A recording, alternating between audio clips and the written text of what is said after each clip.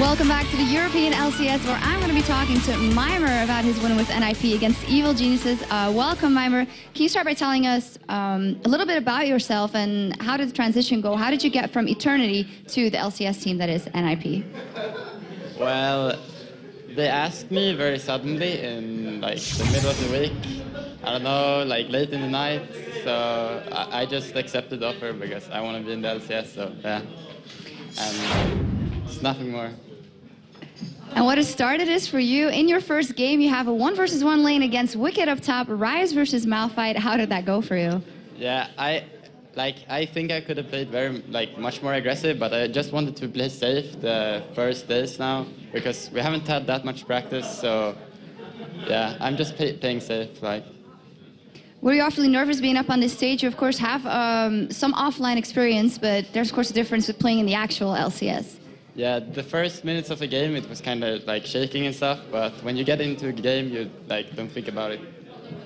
Now, of course, Extinct went from NIP because he was kind of, losing the drive to be a pro gamer. It must be the complete opposite for you. So what is the sentiment for you? What I think is a dream come true, being an actual LCS player. Yeah, it's fun. It's fun. I'm just getting started now, so. All right, so what do you think you bring to a team? Extinct obviously had a very deep champion pool. We know your Rengar and Evelyn is dangerous. So what else do you bring to a team, you think?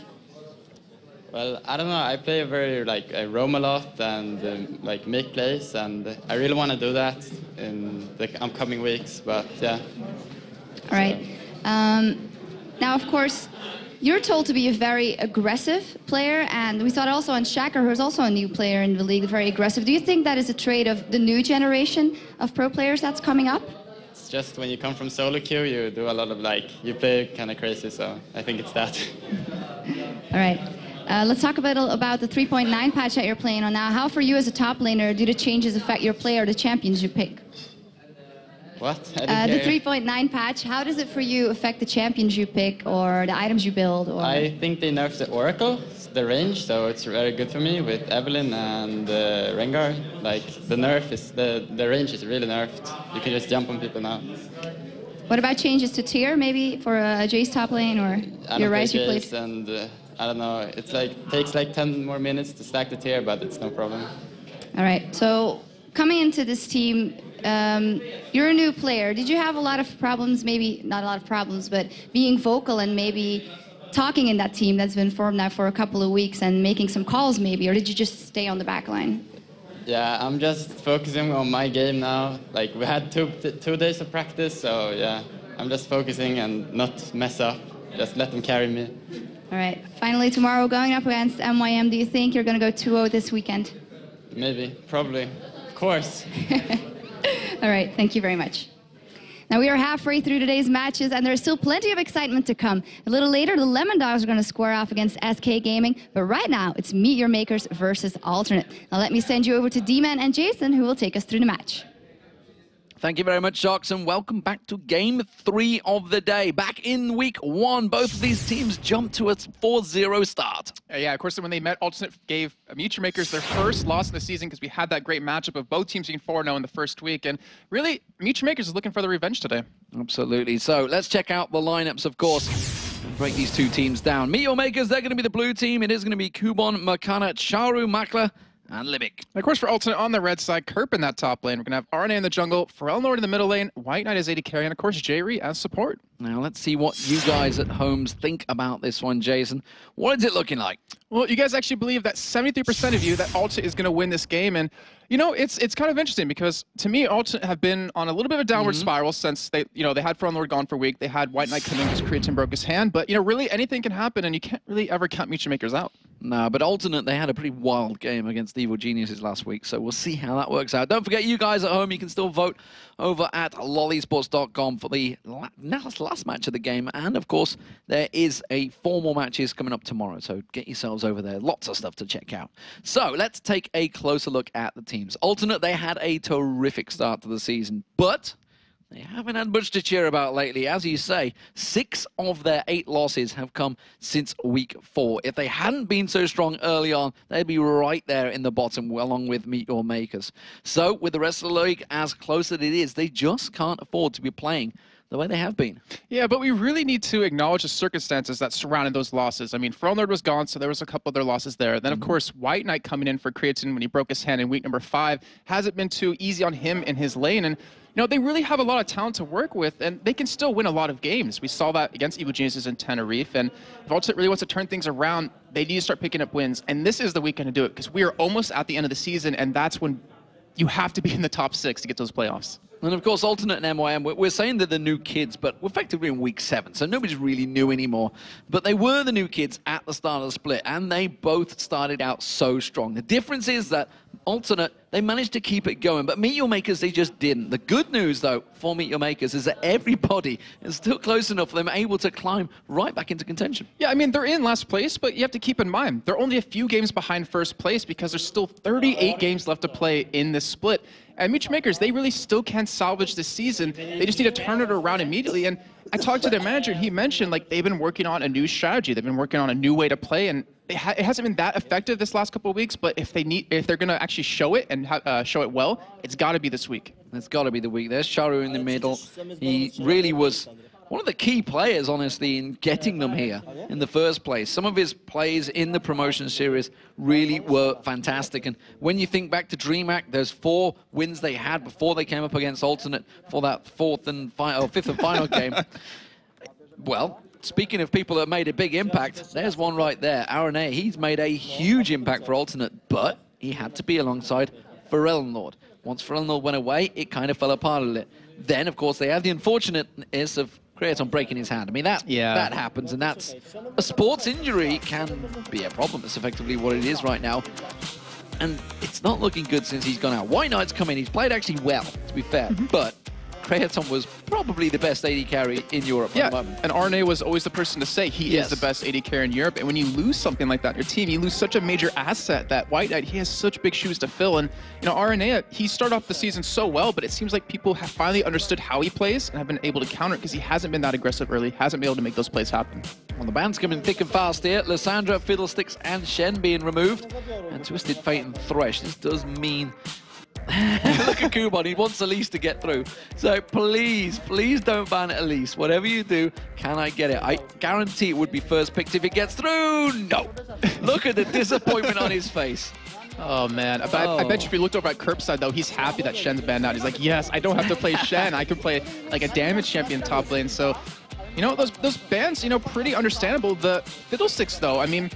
It's not something new. I mean, we've seen actually Jerry go 2-3 with this Fiddlesticks with like a 3.5 KDA, so he's done really well with it. And over in Korea, it's been played heavily. We saw actually MIG playing Blaze earlier on today, if you watched OGN, and Fiddlesticks was used every game.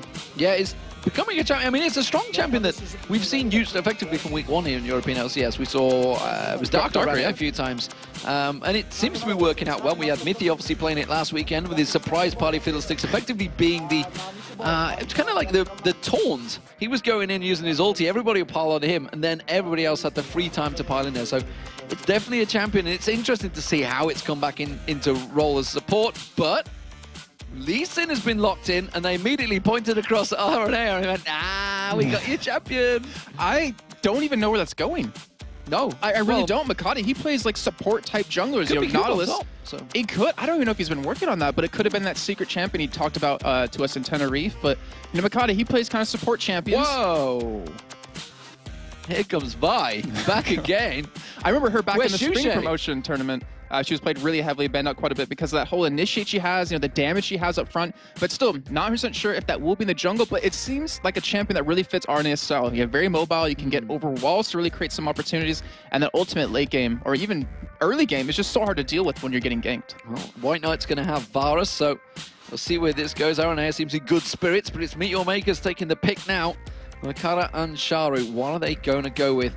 Will it be the AD carry support? And we've seen, obviously, Zyra being used all the time on Libic. Will that get locked in there? Corki is going to come out. Okay, so this is 3.9, and Corki did receive buffs in this. And we were wondering whether it would start getting picked again, whether anyone would start going for it. We haven't seen it a great deal. I don't recall whether NA played it at all last night. I don't believe so. Didn't get to watch all of it. Not last night, the night before. I don't. Yeah, I don't even believe it's been played in any that much. Days to be honest. blend into one as well as champions.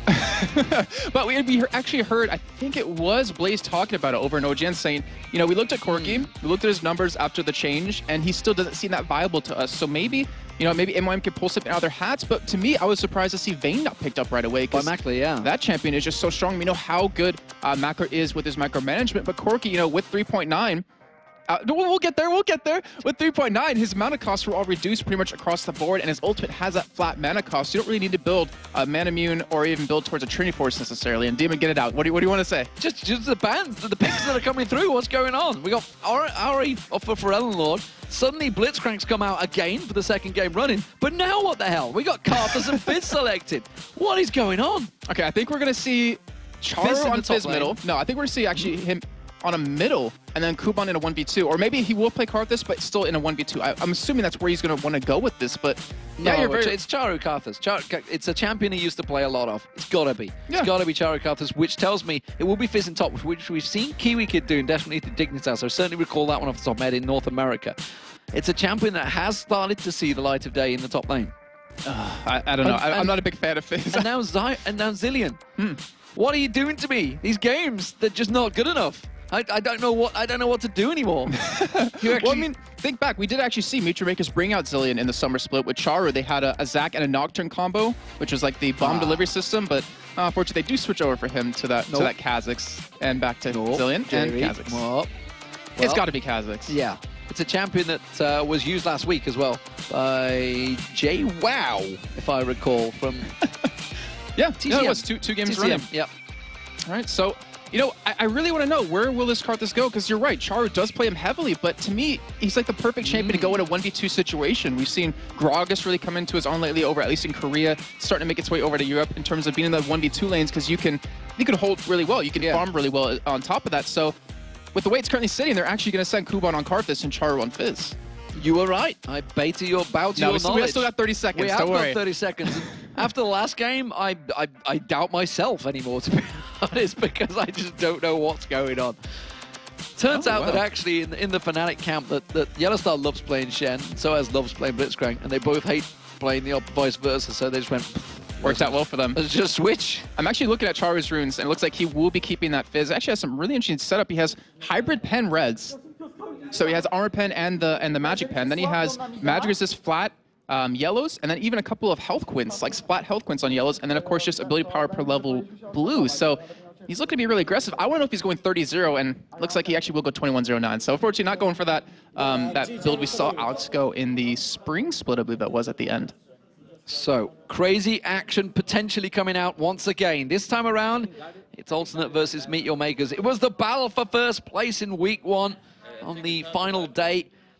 But this time around, it's a battle really for Meet Your Makers to stay off that bottom of the league. Can they claw their way out of it? If they manage to pick up a win, they'll be equal with Evil Geniuses on the bottom of the table. They're still going to be bottom, but they're going to be equal. They're going to be a shared bottom, so they won't be lonely. They won't be lonely, that is true. Meanwhile, Ninjas in Pajamas managed to pick up their win. They're clawing their way back in there, and we just saw Fnatic, of course, take their victory, so now they are on the perch on top. NIP actually joint second with Gambit, I believe, as well now. And Alternate, can they keep the action going? Can they keep that top slot that they've actually had from week 1? Yeah, I mean, you wonder, is there more pressure on Meet Your Makers for being the bottom of the table, trying to claw their way back up, or for Alternate, who looks so good throughout the entirety of the season, when they're slipping away from that first place? And I'm really curious what their outlook is on that. Well, as the season's progressed, we've seen the spring split champions, Fnatic and Gambit, claw their way back into that top of the table, and then these new upstarts along the likes of Alternate certainly put some waves across the LCS. Many teams were saying, oh, it will, just don't worry, it will level itself out. The same old people will be at the top, but we're in week 7. There's only 2 more weeks to go after this one, and still, the old guard are not really in there. We saw Evil Geniuses take a loss to NIP today. That's going to be hurting for them with only, what, effectively 8 games, I think, remaining for them. That's definitely going to put them in stressful situations. Meet Your Makers almost certainly in that same situation, just effectively trying to stay in the league right now. But Aranea, he's pulled out Vi. It's a champion we saw on Shushay. The hook comes through from J-Re, doesn't land on Makler. Did Makler see that fist flash through? Did his heart jump in his mouth? I think so. I mean, that's why he's sitting on the side of the bush. He's like, if I don't sit middle, they're not going to pull me in. I mean, you're definitely right. Like, the newer teams have really stormed the entirety of Summer Split. Look over in North America, Cloud9, without the results of yesterday, they're 17-2. I think they're 18-2 now. I didn't want to ruin anything for what happened last night. I'm just going to throw it out there. I mean, but that's ridiculous. That's the best record we've ever seen in LCS so far. And they've taken their opportunity of getting into LCS and just have gone awry with it. They're so far ahead that they're pretty much guaranteed to be in that first place position come into the playoffs. So let's look through the lanes, Jason, as things begin. So the blue buff, red buff being taken by Makata. So Makata, firstly, let's talk about these two junglers, because we've got Makata on Lee Sin, something we've not seen in the LCS so far, and Aranea, he's pulled out Vi.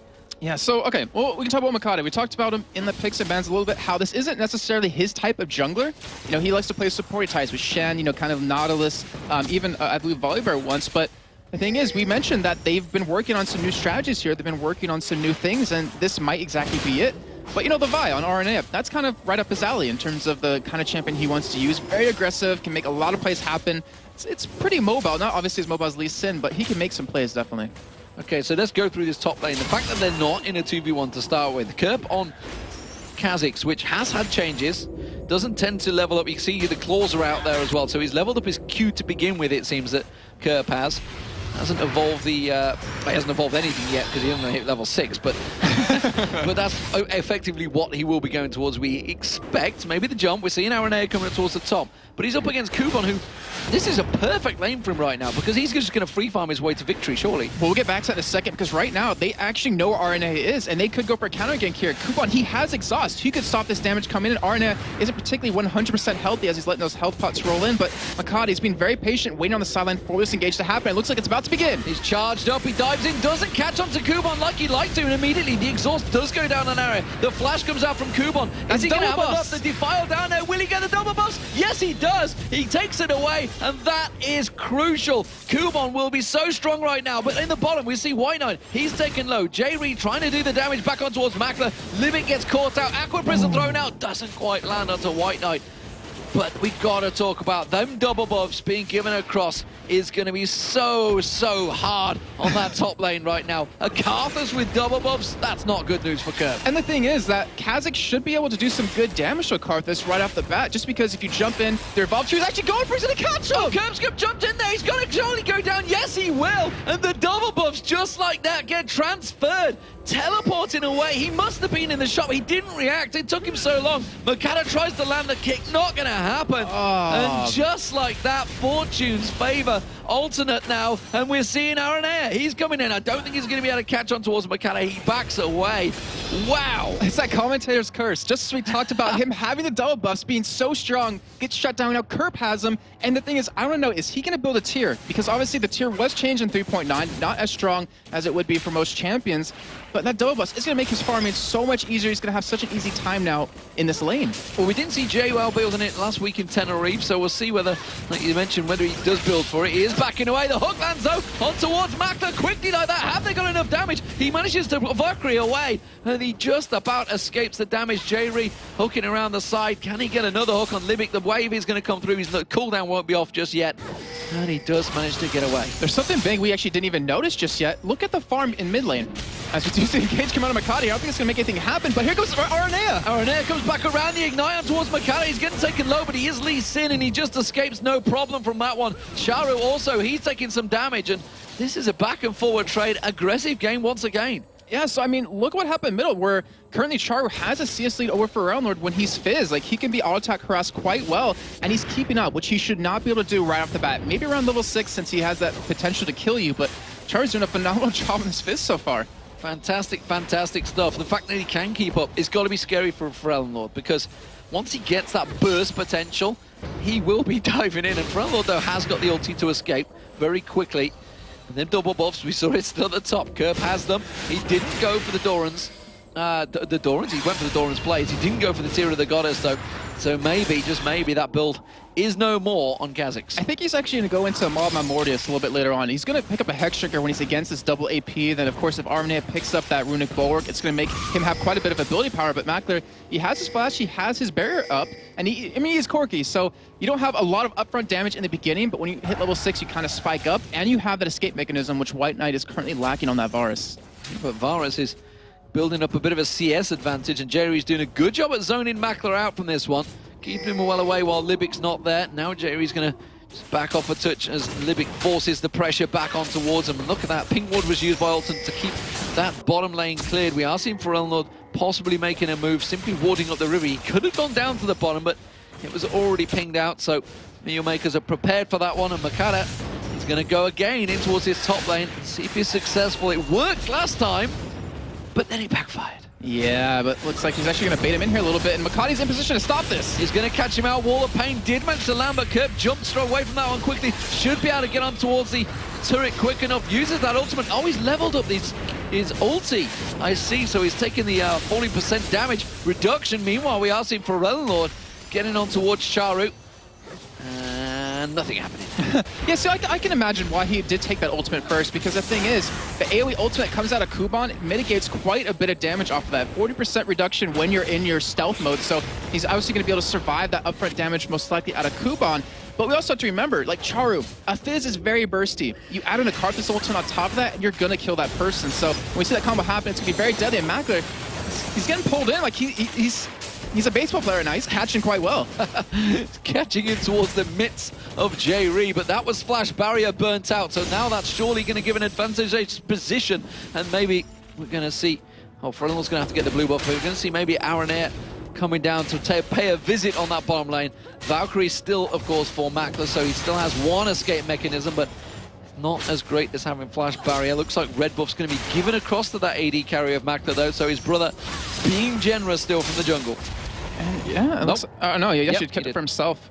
And Mackler virtually wasn't able to pick that one up, but he's behind. You know, he's struggling in lane, and that's kind of because he's Corki. Like, he doesn't have a lot of early game presence in terms of, if he gets pulled by J-Ree, he's gonna have a very tough time. It's a very long cooldown on Valkyrie, so he can't afford to be as aggressive. But he's still catch up. Like, he's not that far behind, and his poke can never be underestimated when we get to these team fights. So, Charu, he picked up Sheen. He has got teleport. We haven't seen him using it just yet. He's up to level 7, so we'll see where the Fizz goes looking. Oh, that's going to be the Aqua Prison on White Knight, but Mackler not there to respond, and Chain of Corruption quickly comes out. Here comes Aranea, who can remember the Karthus ultimate could try and react to it. He does manage to slam Libic in the air. He will get himself the kill, but Charu does teleport in. We said he hadn't used it just yet. White Knight's going to go down. Mackler pops him down with a phosphorus bomb, and it was a 1-for-1 trade, but that was a support for an AD carry. Meet Your Makers coming out on top. Yeah, that was a good job by Kuban as well to apply that Karthus ultimate right away, knowing that ultimate was trying to go for that 3-man gank. He wanted to kind of keep them off it, wanted to make them rethink and back off, and that gave Charu time to get down to that bottom lane and was able to turn that around. But Forelnord, he's like, all right, I'm going to push middle, I'm going to get a lot of farm on you, and I'm going to get some damage onto your turret. Well, Makata's just hit and run on the red buff there. So that's going to be Arenea's taken away from him. Lord, he's putting pressure on towards this mid lane. This is the difference, though. When you have that teleport, he does leave himself exposed, but now we're going to see Makata coming in, lands the charm down, puts a lot of damage on Makata. Makata still lands that Q, gets his Lee Syndrome going, dives in for it, and I'm not too sure it was the right choice to make, but of course, Lee Sin, he can survive anything. Yeah, pretty much with how fast he is. RNA is actually just warning up. Kuban getting very low here, forced to pop the exhaust, but he's ignited. He has got the exhaust down, the ignite's not quite going to be enough. And Kurt thought about it, I feel, there. Had got flash available, and with that passive he has, he could have had the bonus damage. RNA is going to charge up, and they're going to start out the Dragon. The fact that everybody from Meteor Makers had just backed away, this is prime time. And they actually didn't even know that Makata wasn't there, so they're actually being very ballsy here, but it looks like they will be able to pick up for free, and that's a lot of gold that they can pick up, and they're not being punished for it. Like, no one's top lane pushing against them, no one's bottom lane pushing against them, and no one's even, like, pretty much getting free farm except maybe Char, which in the end is countered by Kerp getting the top lane farm. Yeah, so good turnaround from Alton, the charm landing on Charu. Charu using that playful trickster a little too quick to dodge out of that charm. So he got caught by it, and again, there's going to be his ultimate. Is it going to be enough to pop up? Earth pops out there. Charu steps to the side, doesn't get caught out by the charm, but didn't really have enough mana to finish off the combo. Yeah, I mean, with the blue buff available, though, that cooldown on his ultimate isn't that long, so he'll be able to use it again in the next fight. But he's just trying to pressure Frelmo. He's trying to make him lose a little bit of farm, kind of stop his progression that he's been currently working on. And it looks like Charu will come back to lane with just boots and a ward, so he hasn't been able to ramp up that ability power. And we actually haven't seen too much interaction out of Frelmo, who typically, like, he's very aggressive in other lanes. He likes to gank, make those opportunities happen, but he's just been hammering home middle so far. And since picking up that double buff in the top lane, Kerp's been doing a fantastic job. He's ahead of a Karthus in farm as a melee champion. That shouldn't be happening, really. Charu, again, eating a charm. Relnord happy to trade with Charu right now, despite the fact he manages to land that playful trickster on again. This time he will go aggressive, but quickly turns it around. Uses an ultimate. He does take him down. The passive bleed from Charu, just enough. Wow, he flashed back into Relnord, making him think that he was just walking away from that last auto attack. He was able to get the kill on him, and that's the thing. He's playing Fizz without an Ignite, which is usually like an all-in champion. You want to be able to dominate your lane. Who's able to kill Frelmo without using that. And he's able to get like a nice little bit of a lead. He's 1-0-1 right now. They still have a 1-1-1 Karthus, and they have one kill over to Macro. So even though they didn't look too strong early on, they're still doing really well. Well, you know that Fizz is going to be kind of a pain in the backside.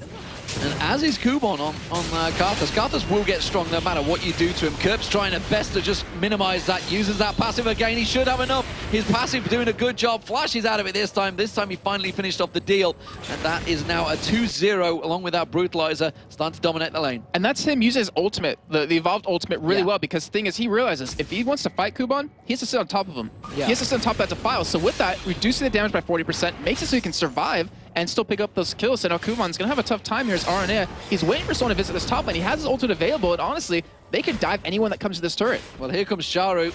He's ready and waiting. RNA is going to charge up as soon as he comes in there. And look at that. Kerp pulls him away from the tower. Charu not taking any damage here, and he's just going to get dropped down. Clever, clever play from Alternate. Kerp just pulling him away just at the right time to just bait him in. And why would you need a tier on Kha'Zix when you get blue buff like this every time? It's the second one he's gotten in his lane, and he hasn't even built for that mana. So they're going to get the first turret of the game there in that top lane, and having a 3-0 Kha'Zix is very deadly.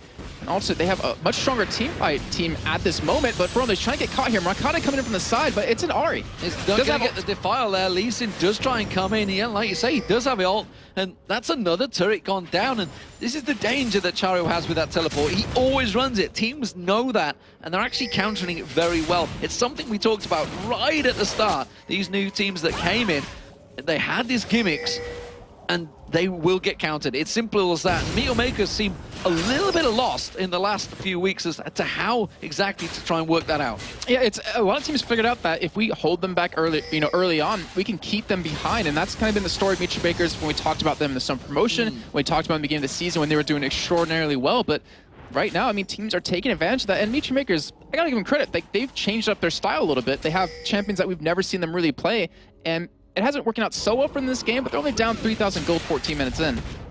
The top lane, we are seeing, again, Kerp this time feeling very aggressive. Is he going to go 1v1 with, I almost said Tabs there, but Charu on Fizz? It's ingrained in my mind. It always is there. But he's actually teleported down to the bottom. He's going to sneak in towards the bush and try and get a jump on towards White Knight and J-Ree. Oh, look at this. McCanna's coming as well. It's actually going to be a 4-on-2, but Pharrell Lord is already reacting. I'm trying to think who will be stronger in this fight. Obviously, we would think Meteor Makers for having 4 people, but we're going to see what's going to happen here. The wave's got to be coming out a little bit to really start this fight off, or they're actually just going to show themselves. So they want to go for a 4-man push on this turret, but look who's heading down. So is RNA. They're going to have a 4-on-4 here, and this actually could be very bad for Meteor Makers. The hook getting thrown out. Piercing Arrow is available. Chain of Corruption misses. He went towards McCanna, but missed out there. Piercing Arrow does land. And they go aggressive. The Charm doesn't get through there. Pharrell's got one more dash available to him. Will he go for it? The wave catches Alternate perfectly there. Stops them all in the tracks. But you can see, we see RNA zeroing in on them. The Charm again flashing past Makler, didn't quite find its home. And it was a great response from Alternate. 4 members on 4 in that bottom lane. And they're going to get themselves that 3rd tower of the game. Meteor Makers knew it was coming, but look at this. It's another blue buff's being stolen away. Well, first time it was stolen from Charu. Second time it's been taken away straight from the buff itself. I think Kerp's been keeping Kuban pretty much at his own turret. Like, he's been forcing him back to that tier 2 turret, and that's given him so much more free farm. And the thing is, he's not even being punished right now for being pushed up this far. Playful tricks. I'm not sure if that actually went wrong or whether he cancelled it because he saw the blue buff wasn't there. He's being playful. Benefit of the doubt. But yeah, I mean, Kerp, he's 3-0. He's got that Hex Drinker done. He's going to be a real threat. And right now, I don't even think Ultimate even needs to group up for these team fights. They can just keep split pushing like this, keep these ganks happening, keep picking up objectives left and right, because their gold lead is slowly starting to slip ahead for them quite further. And even have the Abyssal picked up for Ferelnord against this double AP composition. Well, the Dragon is up in 15 seconds, and Alton are the ones that are positioning themselves for it. They have all 5 members down here. They may have to give up that top tower, but honestly, Akarthus doesn't push towers that quickly, so maybe they won't.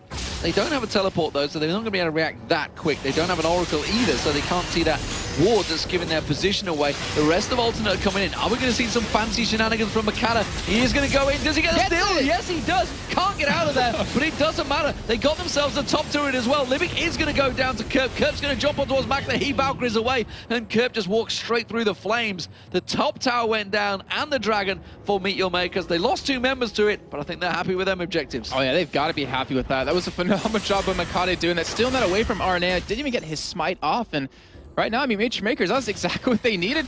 And now, there's something that Alternate kind of has been doing in the past, and there's a game versus Lemondogs they did this where Zorzir was playing Rise, where they take the top turret fairly early on, but they leave him alone to farm. And right now, Kuban, considering he's 1-2, you have a 4-0 Kerp, he's not being pressured that much anymore. And if he's allowed to keep farming up his damage, his pressure is going to become even higher in these team fights. But also, it looks like, all right, well, we're just going to try to end the game early right now. And Meet Your Makers, they don't have amazing wave clear without Karthus there. So it's really hard for them to defend against a 4-man push out of Alternate, or even a 5-man push. Ford is backing off the side there. Playful Trickster won't catch him out. And look at the burst coming straight out. Chari throws out Earth. Not quite going to land, though. But immediately they have to flash back on. The Ignite comes out. There's going to be Requiem. It's not enough to take down Ferelnord. But it was Alternate that picked up the kill once again. Charu going down. They're not done yet. Kerp jumps on towards Makata. Tries to safeguard away. The Ignite's going to tick down. And that's a second kill for Alternate. And they just keep getting caught out left and right. I mean, well, you call them getting caught out, but Alternate still at the same side of that token is that they're taking advantage of that. They have superior coverage around the map. I mean, it's not that much, but it's enough to know where everyone on Meet Your Makers is, and every time someone steps out of line, they just turn it around into a kill. They're going to get another turret for free here. Oh, flash hook coming out from Jerry, and it forces a flash from Kuban. Some highly mobile fights coming out here. The Aqua Prison does land on Aaron Air. That turret is going to go down. Meet Your Makers do what they can to force them back, but it's another objective for Alternate. They're now 4-1 up in turrets, 9-3 up in kills. Alternate with a big lead now over Meet Your Makers. And you look at items right now, Demon, just look what we have across the map for both teams. There's only one major completed item for Meet Your Makers, which is that Spirit of the Elder Golem. Ancient Golem, close enough. Elder and Ancient, same thing. But you look on the other side for Alternate, you have an Abyssal Scepter, you have the Spirit item done, you have the Blade of the Rune King. Like, you have completed items, which is making Alternate even stronger in these team fights. And right now, Kerp, with that 1,600 gold he's sitting on, he can buy whatever he needs to when he backs. Ferelnord, he's just flip pushing off, just like Froggen did against NIP. Didn't quite work out, but almost did. But he's quite happy continuing to free split push down that bottom lane. Immediately puts those orbs around him. We expected Charu to go aggressive, but Charu on Fizz right now, he's not been that effective. He's been trying to get in there, but every time Alternate seems to have a counter for him.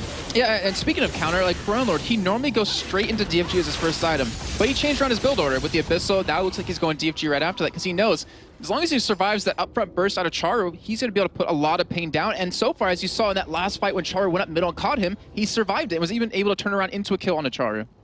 We may have that head-to-head right now. There's the Abyssal. Charu steps back off the side there. Is he going to wait in the bushes? Nope. Just going to back away. So that tells me that actually Charu doesn't fancy their head-to-head right now, because he didn't go aggressive, didn't really have any vision of the rest of the team. We do see Jerry with that Oracle clearing out the wards that just got put back down in the banana bush by Libic. And while this is happening, you mentioned it earlier on, Kuban, he's still off in that top lane, getting some free farm going. Yes, he's got that Malma Mortius done, and you know, honestly, I actually want to talk about the Oracle that we see on Jerry, because it's a Blitzcrank. So having a 20-minute Oracle, you're relatively early. Obviously, with the changes to 3.9, you keep it after death. It only has a 4-minute length right now, but the thing is, it's a Blitzcrank. So if you can't get an Oracle to clear out vision, if you let the other team get vision against you, you're going to see a pull out of him, and you're going to see someone on your team dying. And we actually might see that happen right now with Makati. Makati's going to walk straight in there. There's the hook, pulls him straight back in. Can he safeguard? Libic's hanging around. He's like, come on to me. But Kerp instead picks himself up the 6th kill of the game. Phenomenal job by them. I mean, that's just using their champions, using the items exactly how they need to. In front of him, he's getting caught with that ultimate, but it's not that much damage. Oh, and he just dashed away at the right moment. Playful Trickster not quite finding the home. And Charu once again unsuccessful in landing the kill on towards Ferelnor. Ferelnor still sticking around there. And as it stands, Alternate are in a prime position. They're trying to set the bait up. The hook doesn't quite land from this time from Jerry though. Yeah, and what Alternate's doing right now is very smart. It's actually something that Evil Geniuses maybe should have done in their game against NIP is that, I mean, Ferelnor, he doesn't have a teleport, but he can't be 1v1 by anyone on the other team right now. So he can just split push all day long, got a free turret off of that, and as long as Alternate is smart and can disengage a fight at Baron when they need to, considering they have the vision anyways, then Alternate can just slowly whittle down Meet Your Makers. And they're sat waiting to see if they can create one of those plays. If Kubon goes up towards that top stack of minions, expect the Z-curve there, and yeah, straight away they pinged him, they saw him with that top ward, and he's not going to fall for that one. Has evolved his wings now, and hasn't quite got to the claws just yet. Nevertheless, Makler trying to get some farm, trying to keep going. He is ahead. He's the only person actually ahead in terms of CS right now. He has got the Infinity Edge. We see Charu, he can wipe up those waves quickly, but he needs to be more impactful. Charu's normally the man that creates the plays, and straight away, once again, we're going to see Kubon jumped on. That exhaust is not going to last long enough, and he's going to go down. Teleport comes in from Charu, but Kerp's already leapt away. That's the evolved wings right there. I mean, you cannot lock him down. And the thing is, look at how scary he is. He's 7-0, but hasn't evolved his Q, which is going to be his main damage source. Hasn't even done that yet, and he can still hit that hard and still 1v1 Karthus. He can 1v1 pretty much anyone, as well as Ferelnor Cannon. They're just a real terror. Now, Arnea going in deep here, but his team isn't there just to back him up. And that exhaust, like, that's a huge thing. They need that up. They need that to stop Kurt. They need that to stop Ferelnor's damage. But they both are, they have both of them down currently, and Alternate's like, all right, we'll go for Baron here. We have the vision, we have the control, we have the damage. We're just going to take that on you. And they know both exhausts are down. There's not really a great deal that Meet Your Makers can do, because we're going to see Makata, can he get the steal? He managed to get on the dragon, but Ferelnor immediately chases him down, tries to lock him out, doesn't manage to get the charm, but he buys his team long enough. There goes the ignite, the orb's coming through. Oh, flash fails, doesn't manage to get through there, and that kill was finally completed by Ferelnor. The Baron is on Alternate right now. They're in prime position to take this game and lock it out. Yeah, I mean, they don't even need to wait for higher levels. I mean, Ferelnor, he's 16, has his ranked in Ultimate. You look at Charu, he's 14, so he doesn't have that available, which is actually a lot of damage. And right now, look at this top lane. Kubon's level 13. He is so far behind in terms of in levels, and not to mention items, because Ultimate's been doing such a great job of keeping him down. And considering he got double buffs right off the bat, he should have had his lane. Well, Charu's continued to push. I don't think he realized they were on Dragon, and now Kerp and Aranea are going to come around behind him. He's going to jump straight in there. Has he got enough, or is it the bait that he's after? That's the question. Aqua Prison comes in, surfing the tide there. Limit manages to throw the waves out. Have they got enough? You see Makler backing it up. He flashes in, doesn't have the damage, and just like that, the burst comes out. Is the Requiem, and not enough as well. But there is a bomb coming out from Makler. Does find his target. They do pick up a tower as well off the back of it, and that is going to give Meet Your Makers just a glimmer of hope, but it's only a glimmer. Flash Chain of Corruption forced by another flash. Requiem, oh, that's not going to catch him. That's going to be the exhaust down towards Makler. The hook is yet to be used. No, he hooked a minion in, I believe. Didn't quite land it, but White Knight has got the gap. Piercing arrow comes through.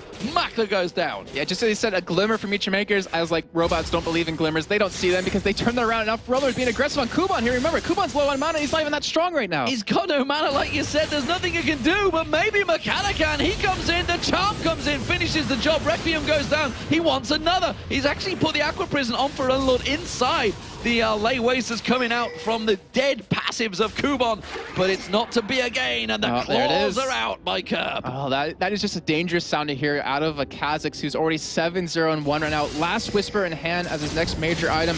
Also, it's up to them to lose this game right now. They're trying to catch up Charu, which Kerp, he could destroy him if he was actually able to lock him down. Well, he did manage to use his ulti to slow him, forces him to flick away, and it does buy time for Alternate in this mid lane. Throws out Earth, goes on towards Ferelnor, but not really the respectable damage. Tries to use the playful tricks to bait them in, and instead baits himself, gets killed in the process, and that's an 8-0-1 Kerp. He's loving life outside of Shen. His KDA's got to be feeling really good right now as well on top of that, but they're just going to push for this inhibitor here, and Meet Your Makers, they have to give this one up. They're not out of this game just yet, because with that inhibitor down, they will have free farm from these other lanes. Look at your minimap currently right now. Top lane's pushed up, bottom lane's pushed up, and that gives them a lot of farm that they need for these fights, but it also puts the pressure on where those Supermans are pushing bottom, and Alternate, all they need to do is just wait it out.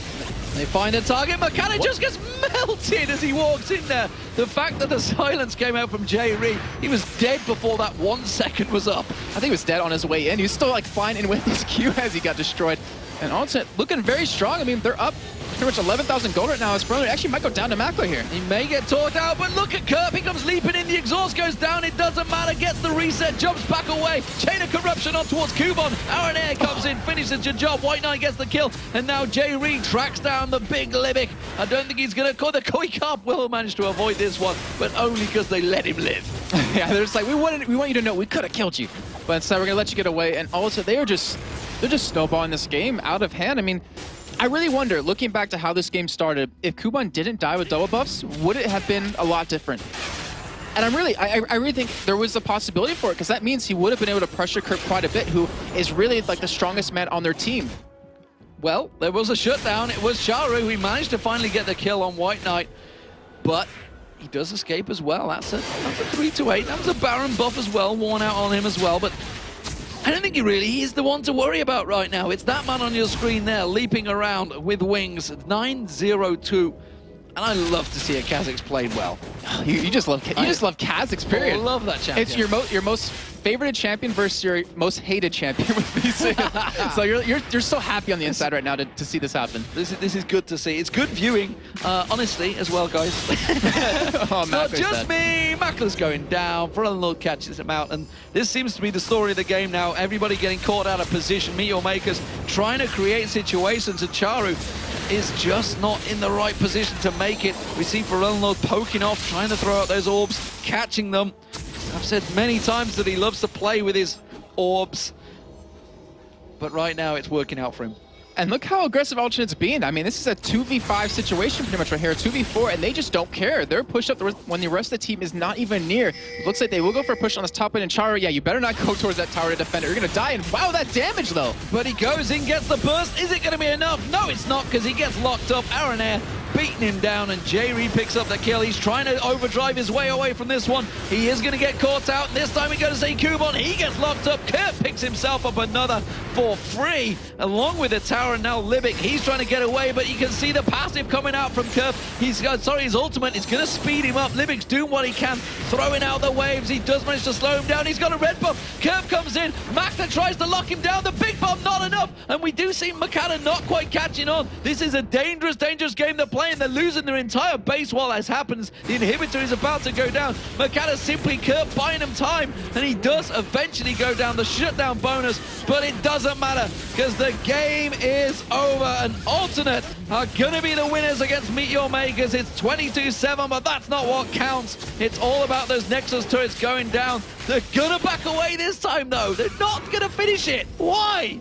Well, they don't have their damage dealers. I mean, Kerp's dead, Frelunlord's dead. They can't really afford to go for it. They know there's no point in throwing the game right now. Remember what's at stake right now, Demon, is that they're in first. Well, they're actually not in first place anymore. They will be. They will be, yeah. But the thing is, like, they're up towards the top. They've been on a really bad spiral lately, and this win will mean so much to them because they realize, you know, we have to get into playoffs without our star AD carry, and which they praise constantly. And Meteor Makers, they're looking for this win to just kind of keep themselves in the running. And right now, Alternate just going to play it safe. There's no reason to, celebrate early. There's no reason to throw the game when you have a guaranteed win.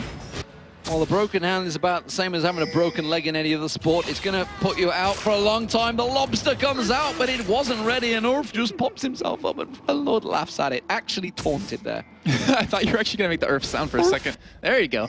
That's actually pretty good. Did you do the voice acting for it? I wish. Well, it looks like Alternate, they're actually just going to wait for another Baron to end the game out, which will be coming up in about 5 seconds.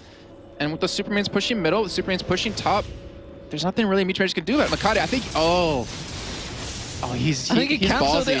I think they were both meant to cancel it, and they was like, oh, you've left me here. Thanks, guys. Thanks, Kubon. Baron is going to go to Alternate, though. Give him for free, nothing at all. Meteor Makers can do about that one. And they are still yet to have a member over 10,000. Meanwhile, Alternate now 3 members, already 10,000 plus. Big goal differences here for Alternate. They are just close to 14,000 gold ahead. And sure enough, they're going to roll in through the mid lane with the super minions hooked in there. You can see Kubon getting slam dunked down. They do see the Aqua Prison, though. It's going to slow him down, but Aaron Air, honestly, is pretty tanky right now and can take all that damage. There's only one Nexus turret. Makata goes too deep. He's going to get caught out. It's going to be a White Knight that picks up the kill. Zonya's hourglass from Frenlord. It's going to be enough. White Knight picks up a second. You see Kerp, he picks himself up another kill, and it is just Charu, the last man standing, thinking, where the hell did my team just go? Kubon gets the kill with the Requiem on White Knight, but that is going to be the final Nexus turret going down. They're just baiting Charu around. Look at the burst coming out. The hook gets dodged out from the playful Trickster. And finally, this time around, if they can pad out the KDA anymore, they will. But it is Alternate that take the win against Meet Your Makers. And well, just like that, they let Lee Sin go through. Makata picked it up. Aranea wasn't bothered. He had a Vi in his pocket. And he was pretty happy with that. I mean, the champion worked out really well for them. Their whole comp, if he could land that ultimate onto one person, you follow that up with the pull or even the ultimate out of Varus, and you will lock someone down and blow them up right away. But their whole comp, they had so much damage. They had so much tankiness out of RNA, which you saw at the end because of how fed he was, that they could just deal with anything Meet Your Makers threw at them. And we saw just the belt coming out there. It was actually Aaron putting his belt back on. I don't know whether he's using it in the same sense that we see Groove from Gambit, maybe. Maybe it's a belt that needs applying, and it is Alternate that did pick up the win. So that takes them top of the table once again, now tied with Fnatic. Lemon Dogs are going to be coming up next against SK Gaming. The pressure is on them. Can they keep their top spot as well? And Alternate, they've remained there every single week so far, and they continue moving into the final weeks of the season as number one. Well, yeah, joint number one, Arnett. But yeah, I feel like we might talk a little bit too harsh about Meet Your Makers from that game, because I really appreciate what they've been doing. Like, it's really nice to see them be able to change up their strategy with having Kubon play Karthus, having Charu play Fizz. It's just, unfortunately, it didn't work out, and I really hope that they're not going to look at that and be like, all right, let's go back to what we did originally. I hope they look at it and like try to learn from what they did and try to use it again tomorrow or obviously later on in the season. And you got to think back to the humble speech that Makata gave back at DreamHack when they were 4-0 up. And he said, we've won a lot of games together, we've lost a lot of games together. We just have to take it as it comes. And right now, it is going to be a hard time in that Meet Your Makers camp. They are now sitting at 7-12, bottom of the table. It's still a close league, but as the weeks keep rolling, if they start sitting in that position and they are coming to the tail end of the season, it is not a good place to be in. Frustrations from the team are definitely going to arise. Yeah, I think they definitely do, and I'm really curious to see how they resolve the frustrations that go on in the team. But like you said, they've been around for a long time. Like, they're one of the longest staying teams now since we've had roster changes happen with the, obviously the same roster. So I don't know. I feel like they've had the ability to talk about it. They have the ability to say, oh, you messed up here, and, oh, you messed up here, and not get offended by it, which, we've had a lot of talk happen where they had to bring in like a third person or a third party to kind of mediate the whole situation. But, I have to give them a lot of credit, and hopefully they do. I hope they're able to turn around, because only 3 wins and 11 losses since week 1 is not good. And let's talk about Kerp in that top lane. 11-1-4 he ended on Kha'Zix. Kha'Zix, a champion that fell out of favor since the changes to his Void Spikes, but still seems to be a viable champion, especially against the Karthus in the top lane. Yeah, that worked out. It worked out too well for him. Yeah. I mean, you might call it luck, you might call it skill, but that random jump into the bush to catch Kubon backing away to get the double bust was just extraordinary out of him. And yeah, I mean, Kha'Zix is just really strong, because any assassin that kind of snowballs early on, like a Zed, can really snowball hard throughout the game. You can see them 1v1 anyone. Him and Frontline were both so strong that no one could 1v1 them from Meet Your Makers, so they knew they can split push if they wanted to, they can team fight, and there's not a lot Meet Your Makers could do about it. Yeah, very, very strong and well played to Alternate. So we are, of course, going to pass over to Shox, who is standing by with the man with the number 1. He thinks he's Sebastian Vettel, but not quite. It is Aranea. Thank you very much, D-Man. Congratulations, Aranea. Amazing victory here. Let's start at the beginning. The picks and bans, and we saw a team coming out from Meet Your Makers and a couple of champions that they don't usually play, including like Elisa, and that you like to play. So what did you do to react against that? Well, actually, I don't know if you could hear it, but in the moment they picked Lee Sin, I was like, what? I was like just yelling all the time, because I didn't expect that pick, never. I wanted to pick Lee Sin, like, no matter what, but they just pick it, and I was like, okay, I cannot pick Lee Sin. And yeah, they played like some kind of strain strategy that they usually not play. I mean, I always try to predict enemy picks, and in the 90 or 85% of the matches, I can predict like pretty much all the picks. But in this match, I think I didn't predict a single pick. I mean, a single pick. Probably Nami was the only that I could say, okay, maybe he's gonna pick Nami. But there is like so unexpected picks. Do you think that you won the game at picks and bans or in the game itself? I think our picks were stronger because we had the last pick and they picked like double AP and Kha'Zix is a good assassin against like Fizz and Cardus. So they let us a really strong pick for us.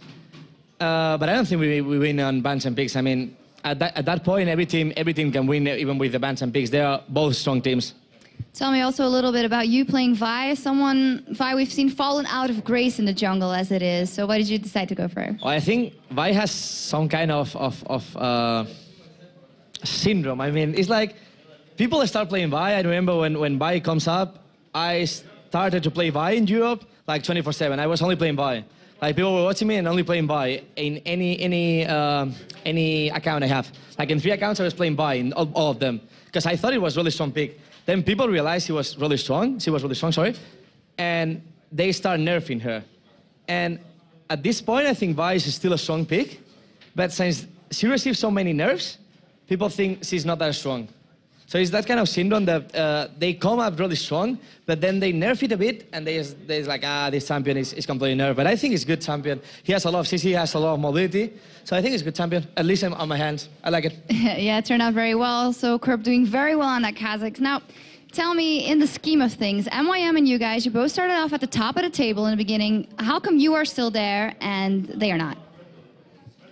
Well, I think MYM has something that not other team has. They have their own playstyle.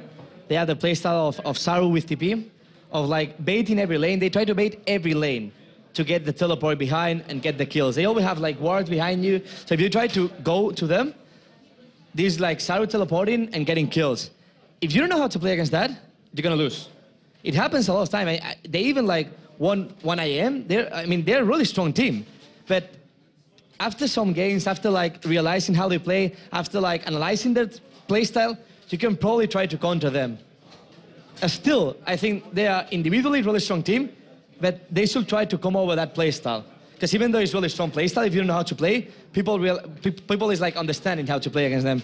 And I think I'm kinda sad, because even though we are still at the first place of the standing, I think we could be even stronger if we had our main lineup. I mean, I really miss Criton. I not only miss him in the bottom lane with us, I also miss him as a person. He's a really close friend of me, and I think we really need him for the playoffs and for the Super Week. It's coming. All right, thank you very much, Arne. Now, after a slow build early in the season, the Lemon Dogs finally broke into first place last week. If they want to stay there, they'll need to beat a revitalized SK Gaming. That's next after the break.